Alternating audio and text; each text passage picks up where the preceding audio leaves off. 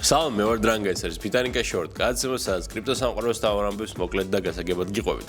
დღევანდელ ეპიზოდში გაიგებთ, როგორ ურტყამს ომის საფრთხე Bitcoin-ს, სად მიაქვს ხალხს ფული კრიპტოდან და როგორ იცავს Vitalik Ethereum-ს ცენზურისგან. ახლო აღმოსავლეთში ირანის გარშემო დაძაბულობა კრიპტო ბაზარს სერიოზულ პრობლემებს უქმნის. თუ ჰორმუზის სრუტე დაიკეტება, ნავთობის ფასი გაფრინდება, რაც ინფლაციას გამოიწვევს და ამერიკის ცენტრალური ბანკის საპროცენტო განაკვეთების შემცირებას საშუალებას არ მისცემს. ექსპერტების თქმით, ასეთ კრიზისულ სიტუაციაში ინვესტორები Bitcoin-ს ციფრულ ოქროდ არ აღიქვამენ და ფული უფრო უსაფრთხო აქტივებში გადააქვთ.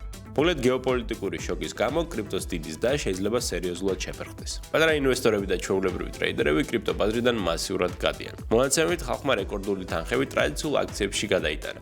მას შემდეგ, რაც Bitcoin-ის ფასი 126,000-იან პიკიდან თითქმის განახევდა, ბაზარზე გაიაფებული კრიპტოს ყიდვის სურვილი ბევრს გაუქრა. ხალხი ახლა უფრო სტაბილურ, მაგალითად ხელოვნური ინტელექტის აქციებს ირჩევს. კრიპტოში კი ძირითადად დიდი ინსტიტუციონალური ფული დარჩა.